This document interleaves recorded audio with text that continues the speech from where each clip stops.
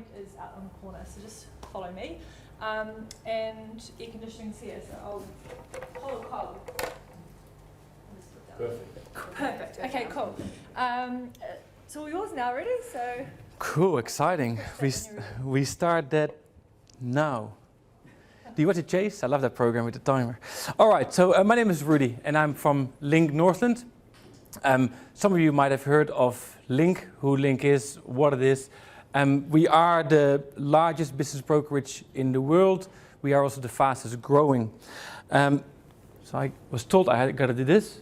So basically, we started in Auckland in 1996. We got now 7 offices and about 80 brokers in New Zealand. And we got a bunch of offices around the world: Australia, South Africa, United States, and the Philippines. We got about over 230 brokers worldwide. So that enables us to actually get our hand into pies that we normally can't reach. For example, buyers that want to leave the US market because of what's happening in the politics there. And also we have people from the Philippines that they have plenty of money, want to get out of there for political reasons as well. And they are now, the positive thing about that actually is that they are paying premium for your business. The only downside for some people is they also want to have sort of like somebody there in your business for an ongoing time, for anywhere between sort of like 6 and 12 months, because sometimes they don't have all the English that they need, or they just don't know the New Zealand market. But there are a lot of positives about the relationships that we have with other brokers. If I talk too fast, tell me, because I tend to mumble. I was told by mum and dad, so that's all cool too. So was that up or down? Yes. So my name is Rudy Kokx. I sold about 21 businesses over the span of about the last 3 years, total of about 9.6 million, and I got about, I think, 2.3 million in under contract now. So hopefully, fingers crossed, that will happen. In the average value. So why are you all here?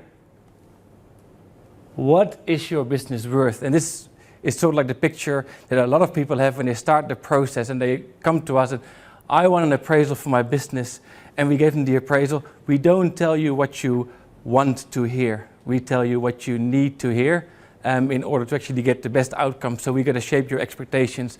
It's not like selling a house or buying a house. People that have families, they want a fully fenced section. They want to have 3 bedrooms or 4 bedrooms, 2 bathrooms, and you know that's where you put your price on and what you think it is worth. With a business, it's all about the investment and the risk they take and the return on investment. So you will all come from different backgrounds, different businesses. There is no right or wrong answer to how you value it, and we can actually say your business is worth $1 million as long as the story is, you know, if it makes sense, and what we, how we bring it. We tell to a buyer, hey, this is the reason why there's $1 million. That might make perfect sense to some people. Sometimes it doesn't make sense at all. But that's why I'm here for, just to show you what you can, you know, how you can value your own company with a ballpark figure. If you need some help after that, we never charge for our time or for our advice. We are here to help you actually establish that value for you. Anybody feels like that sometimes when somebody gave you value, like it's all that blood, sweat and tears, because you invest a lot in your business. That's where the emotional value comes into. A buyer does not give a rat's ass about what you have put in your business. Yep, they care about the assets. They care about the future maintainable income. So, what does a buyer look for in your business? Anybody have any idea about what they would look for first? Brand. Turnover. Yeah, turnover is for show, we say. It's all about the income. So if your business doesn't make any money, I'll give you an example. I got a business up north for sale. We put a price on there. It will be very good. The price that we put on there is very good for an owner-operator. But the person who wants to buy it, he has a business, wants to add it onto his business, but he has to replace the owner-operator and also has to replace the admin person. So all of a sudden that business to him is worth a lot less than for an owner-operator who actually walks away with, say, for example's sake, for argument's sake, $70,000. Because that might be the owner-operator income.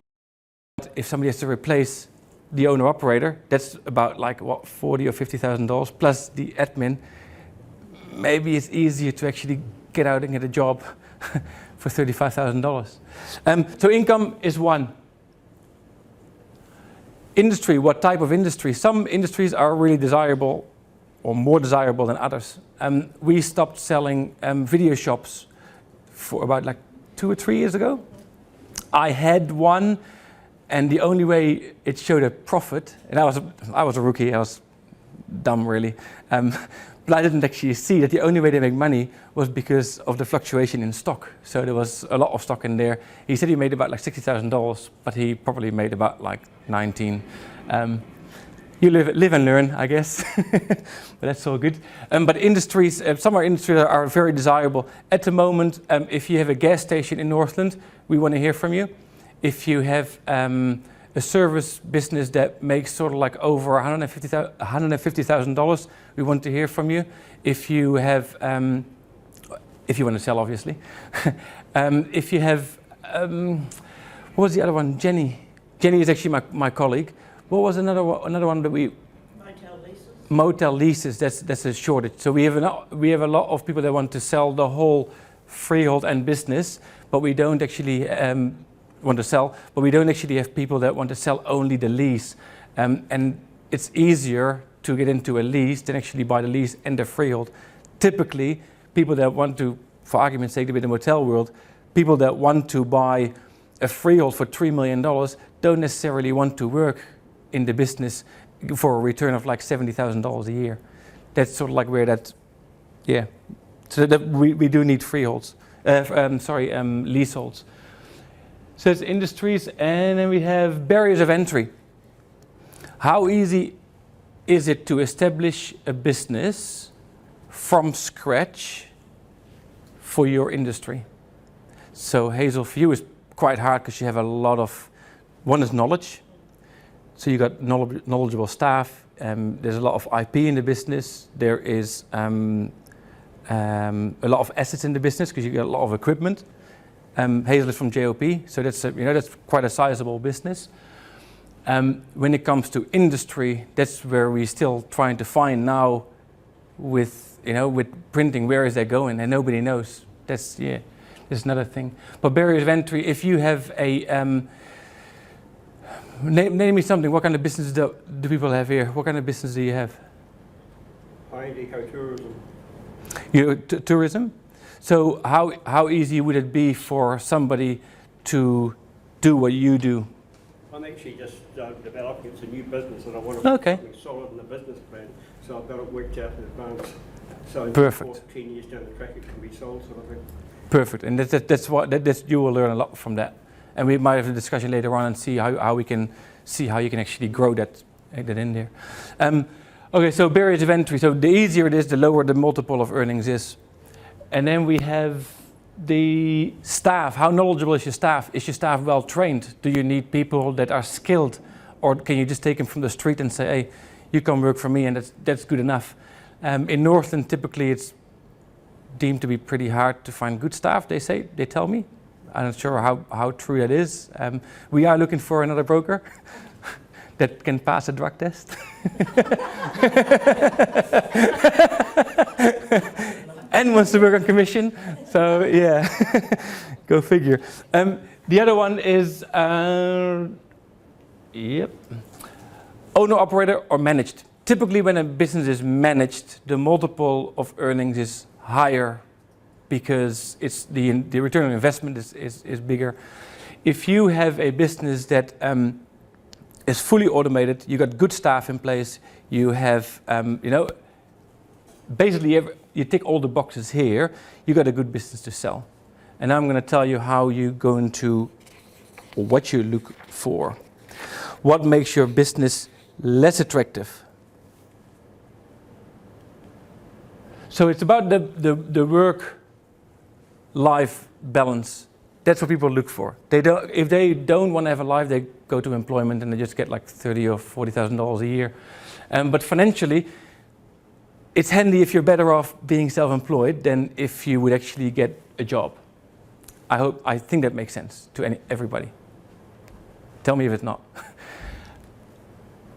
Unreasonable hours to an owner-operator. So if you work in 80 hours in a week for, say, a return of $60,000 or $70,000, how would that look for a potential buyer?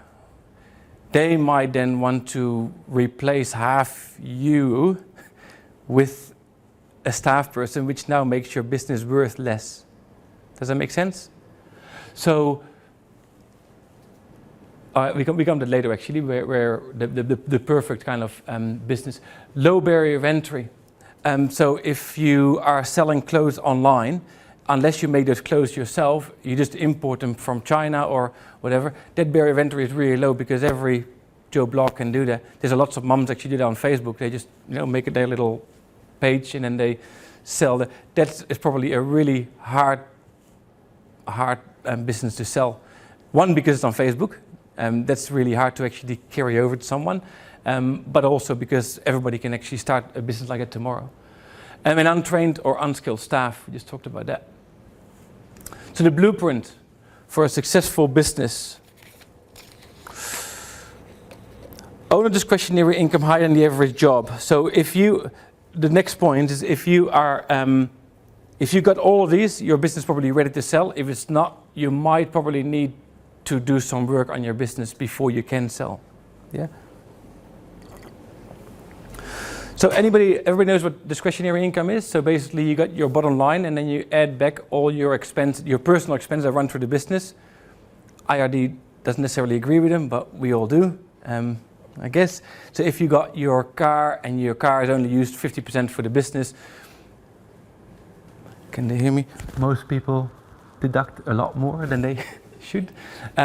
But we can actually add all those things back. So if you got, like, for example, legal expenses because you're sorting out a lease, or you have name something else. You go on not holiday, but you go to a conference in Australia. You can actually add all those expenses back to the bottom line. So if you then apply the multiple of income, your business is worth now a lot more. Then, yeah, but it's actually, if your books are clean, if they look clean, it's a lot easier for a buyer to buy into your business. So that's probably what you want to, if you're thinking about selling, keep it as clean as possible. Yep, the owner works less than 40 hours a week. Business the following attributes: well-trained staff, USP, unique selling point. Everybody knows what a unique selling point is, I assume. So what is special about your business? If you, for example, I know one business, they import, like, what do you call them, like tow bars and winches and all that. And the barrier of entry, you would think, would be very low because everybody can import them. But he has actually a specific branding and he has the exclusive rights for New Zealand. So that's his unique selling point. He can sell to Toyotas and to all the Andrew Sims and whatnot, because he's the only person actually can do that. He can keep his price points really high. That's a really unique selling point. So that's the exclusive supplier agreement. So basically, this is what you have to look for. Look at it from the other point of view. So if you want to sell your business, how does anybody else look at your business? So put yourself in the shoe of a buyer, and if you would sell your business, would you ever buy the business back for the amount that you put on your business? Say if your business, you say, oh, my business is probably worth about like $300,000. Would you buy that for $300,000? And be honest to yourself, because otherwise you're never going to get to where you probably really want to be. But that's sort of like cartoon. That's what I do like, because people just don't see it that way. Some people go like, oh, I want to retire and I want to $500,000. That's what my business is worth.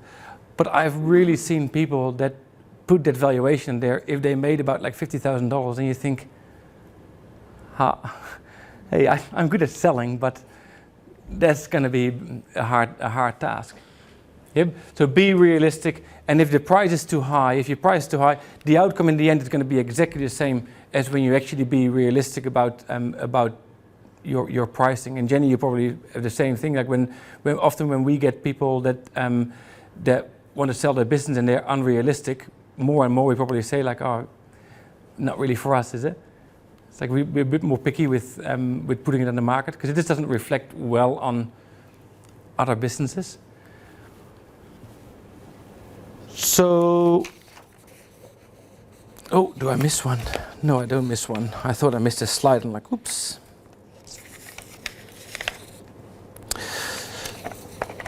So when you go to market, do your own research. Now, do your own research doesn't mean that you go and ask your friends and family what they think about your business, because they will only tell you what you want to hear.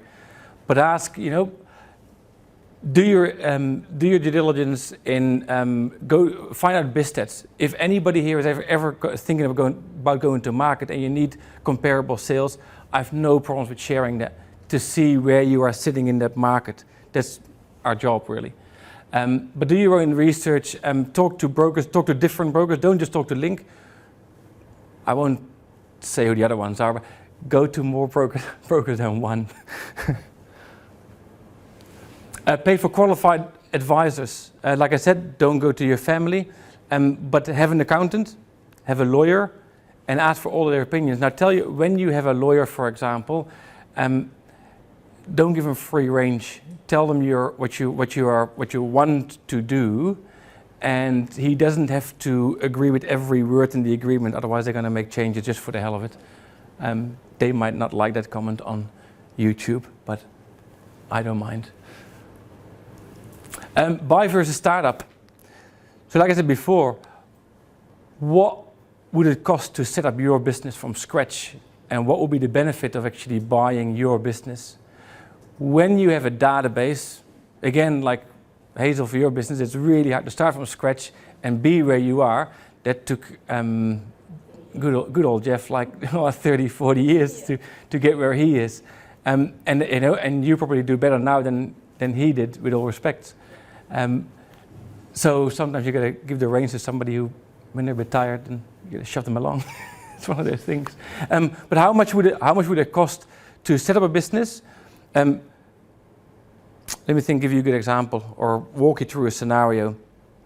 I want to buy a business. I got to think of an example that I had recently.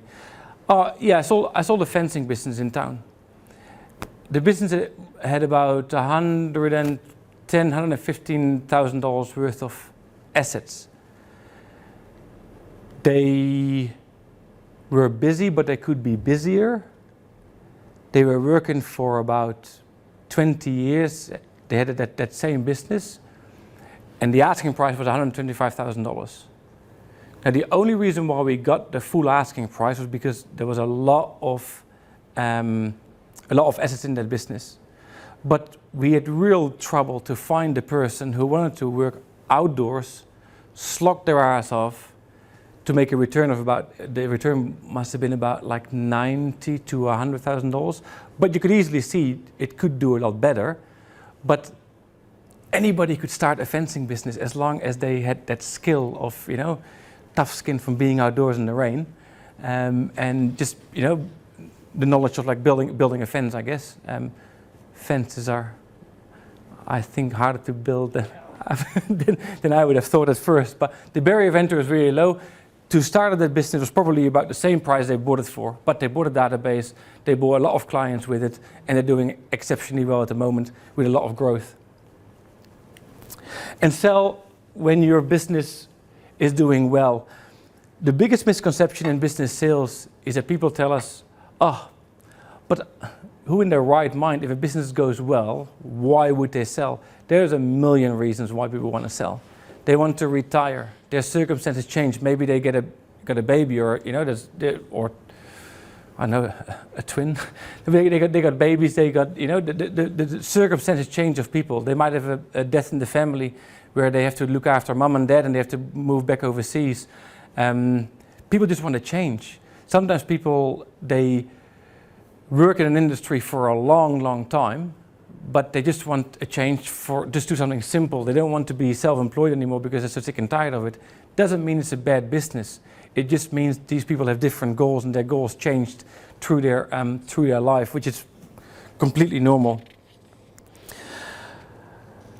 Now, and the one thing is also to take into account is that when you put a price on your business and you think you want a premium price, it's not just that one person that is buying that business.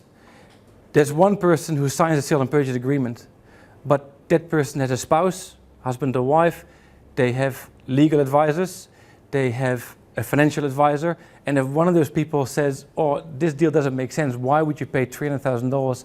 It's only worth $100,000. That sale will not go through, trust me. And we've seen it a lot, where people just, being really unrealistic and wanted more. In some cases justified, in some cases it was not. Okay, so at Link, because I know, you probably came here to get the value of your business, which is really hard because you're all from different industries. And I'm more than happy to have a one-on-one. Doesn't cost you anything to actually establish that. That's all perfectly fine. At Link, that's exactly what we do. We help you through to establish the value of your business. We are honest to you. We don't tell you what you want to hear, but we tell you what you need to hear. Whether you like that or not, whether you like us because of it or not, doesn't really bother us. In the end of the day, we know most of the time we are right. So we provide free appraisals, no obligation to list with us. We're not going to tell you hey, we did an appraisal for you, now you got to list with us. What it actually does when we do an appraisal for you, if we find a person that is looking for your type of business, then we can go to people and say, hey, it's not on the market, but I got this business that might be, really good for you.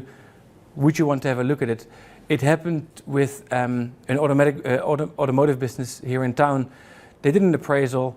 They are in a very specialized field, and they were like, "Oh, we did the appraisal, and we appraised it it was a good appraisal." It was a lady moved from Auckland. She was looking for a daycare. And I said, I don't have daycares, but I got this really good automotive business. And within 2 weeks, we had a full offer, so full appraised price offer on that business. So I rang them up and said, listen, I got this lady, she's actually looking for a daycare, but your business will do. Are you open to have a look at it? But some people are actually not looking for a specific industry. They actually they think they look for something that they want, but if something comes up and it's a good business and it makes sense, that business made over $300,000. And if you compare the price for the valuation in Whangarei, that same business in Auckland would have been worth probably a bit more. But you got to be realistic. That's what I'm saying. If you're realistic, there is a buyer out there for your business. That one happened within 2 weeks. So that was really good. Also, for a limited time, well, we have been doing that for a long time, and it's not going to change for a while. But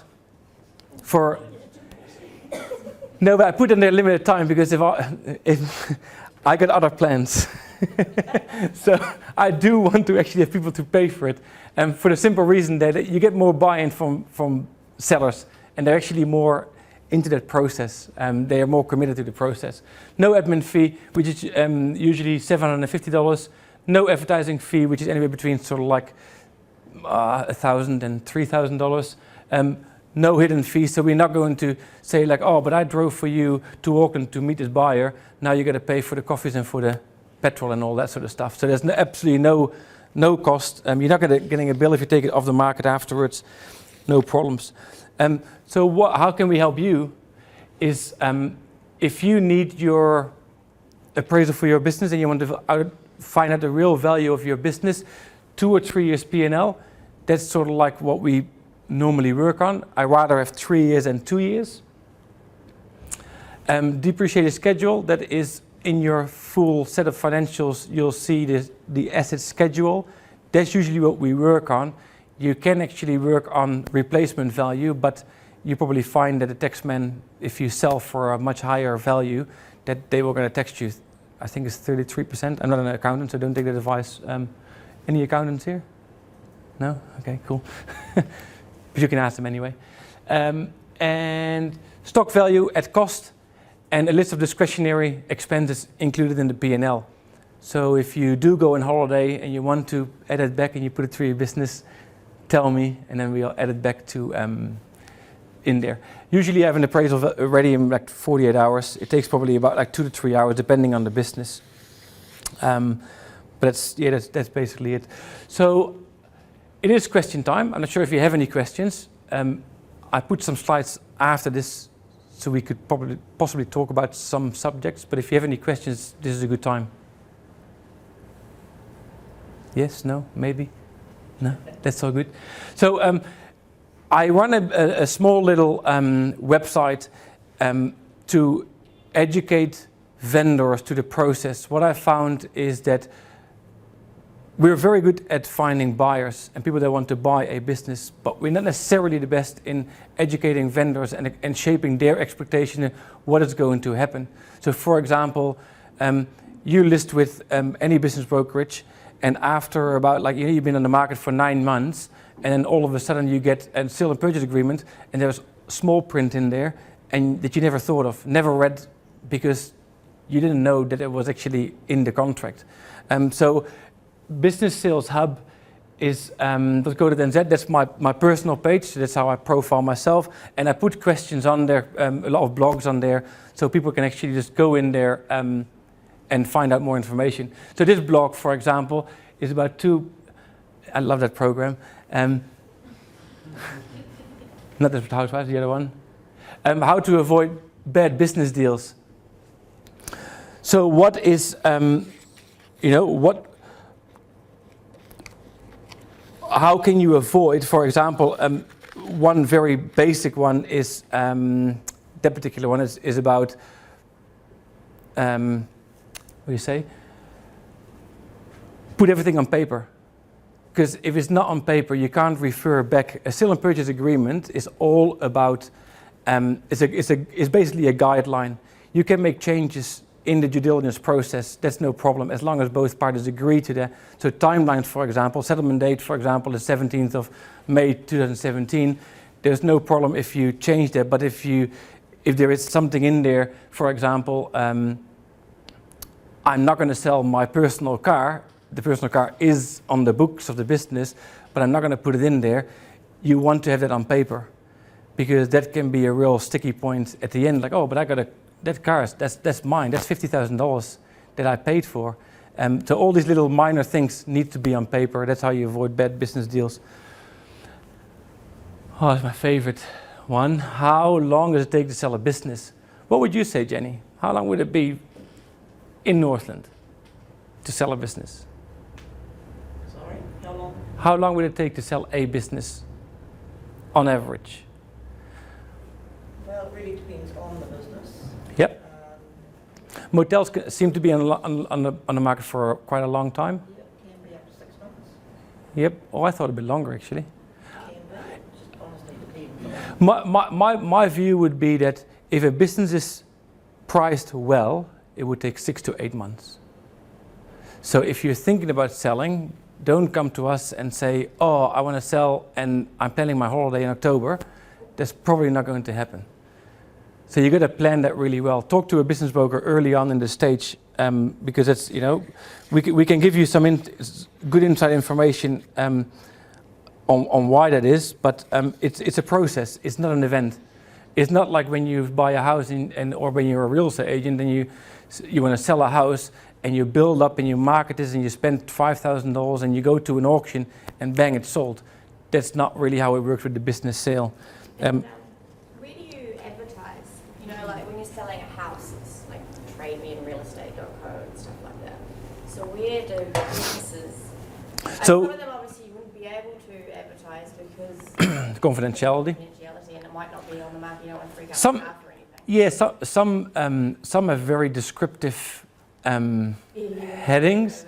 I had one that was on the market, and that was move to Northland and make $90,000.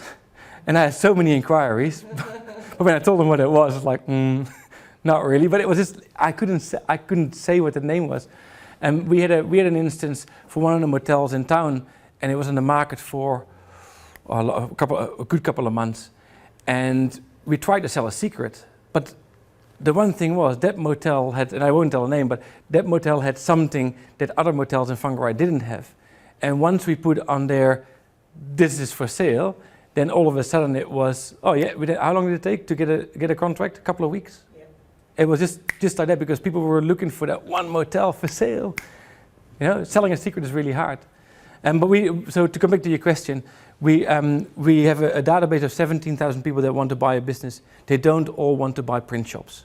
Tell you that now, but they do. There's a whole range. They tick a box. For example, they look for manufacturing businesses. They look for businesses with real estate. They look for motels. And every day that we either change a listing or a new listing comes on, they get an email. So that's a really effective way. And people that are looking to buy a business, they are on all these databases. They're with ABC, they're with First National, they're with Barfoot and Thompson's, with all the ones. That's, you know, because they want to know what's going on. That's probably the most effective one. TradeMe is a really good second. On TradeMe, I find I get a bit more tire kickers. People that just like, you know, browse through and they're just a bit curious, like, oh, a bar in Bahia for sale. Let's see how much they make. And I had a bar in Bahia, which is sold now, but that you get that a lot. And we also put it on 2 international websites and about, I think it's 5 or 6 local buy and sell websites. They specialize in business sales. Realestate.co.nz seems to be the one that's growing the most. And the good thing about them is we can actually see statistics on who has been looking and where these people came from.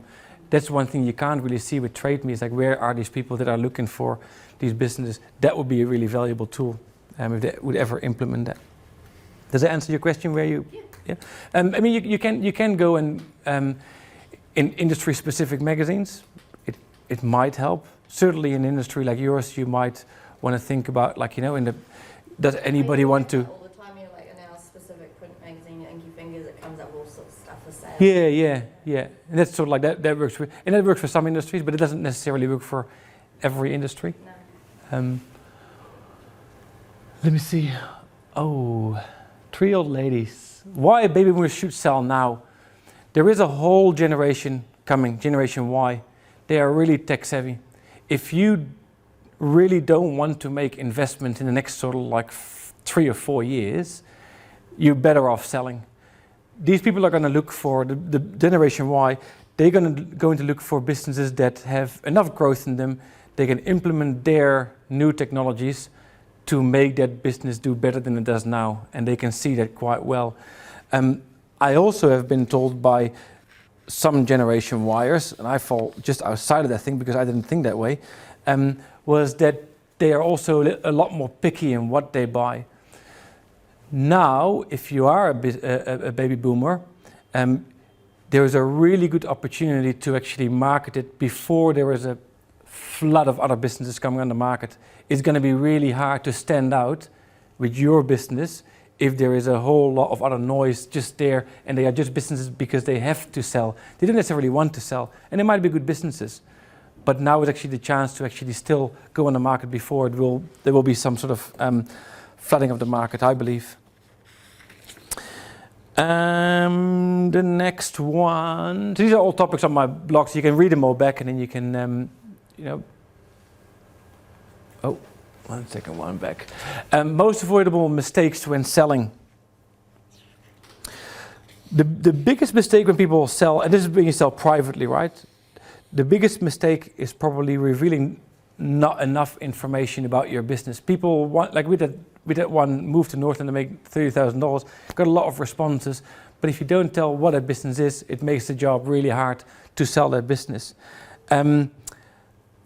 Unrealistic growth projections. You might be thinking that your business is going to do an increase in turnover of $100,000 next year, but what is that based on? Because if you're doing the same thing as you did yesterday, you're not going to change much in the outcome, unless there is, for example, in the building industry, you see now a boom where DJ Gardeners and all the other ones, they're selling a lot of houses, and that will make their business obviously a lot more valuable. But on the other hand, the risk is also a lot bigger, because if the housing market slows down, you still got to pay that debt on that business. Other ones are not responding to inquiries. That's why a broker comes in handy, because we dedicate our time on it. Appearing to be unprofessional. I had a lady, I sold a business for a lady, it was in Clevedon. Anybody know where Clevedon is? Rural Auckland, if that exists. But rural Auckland, it was a retail shop, well presented, and the lady who was selling it was the reason it sold. It wasn't sold because the business was that good. The business was good, and she worked about, like, I think 11 or 15 hours in it. It was a great little business, but when I got the listing, I'm like, oh, how the hell am I going to sell retail in Clevedon? Never going to happen. Unbeknownst to me, she was really well known in town. It's a small town, so that wasn't really hard to believe. But she was really well presented. She was involved in all these community activities and all that. And there was 4 or 5 ladies already lined up, and they exactly saw themselves as her when they were 65. And that's what sold the business. It was a presentation of her. But if you want to sell your business, and unfortunately in Whangarei, it's a really small place. Everybody knows everybody's business. And if you want $300,000 for your business, and you say, oh man, this is a really good business, I make $150,000 a year, but there is a shitty car parked in front of your house, and your house hasn't been painted for a long time, and you just think like, oh, are they doing that well? It's not that you don't do well, it is the perception that you don't do well. And that really, in the back of the people's mind, that does play actually in how it's presented. Tire kickers. There's a lot of tire kickers in business sales, but we deal with that, and that's okay. All right, next one is, yeah. Yes, I got the time. 37 minutes. Okay. Do you want to? Yep. Cool. I got. I think only 1 or 2. There's two actually that I really want to walk through quickly. Oh, is it cool? No worries. So this is how ready is your business for sale. On the website, there is a self-assessment page where you can actually download that. So if you're thinking of selling, that's where you can see how to improve your business as well. And then there is, what do you need to know before you sell a business? Which way am I going? One thing you need to know is, in due diligence, your business will be turned upside down. And if you're not prepared for that, it can be very scary. If people ask for your bank statements, if people ask for everything that you worked hard for, you're like, oh, but I don't want to know what my business, how much I bought the business for, because I bought it for $40,000. I tried to sell it for $500,000. It can be sort of like a daunting sort of thing, but it's important that you're aware of that. And then I think the last one is the most important one here. Psst, I'm selling a secret. In Whangarei, we find that every second business wants to sell, but not many are on the market compared to that. They don't want their neighbors to find out. My advice is, if you don't have staff, don't worry too much about who knows if your business is for sale. Because like I said, you can't sell a secret, and 2, if people know that your business is for sale, you might find that one person that actually has been looking for that for a while, and they just want to put an offer in, and that's it. So that was it. Cool. So it was 38 minutes. Was it over time? I thought it was like 30 minutes. Oh, sorry, 30 minutes. True. I was going to say, I don't want to put it on the head. Anyway, thank you so much. Thank you, no worries. We really appreciate the time that you've taken out of your day to prepare that and come and speak. So, cool. Very welcome. Anyone have any final questions? If you have some, you can always talk to us. I got some collateral here that you can take if you need to, with our details. Jenny is a good person to talk to as well. If you need any help,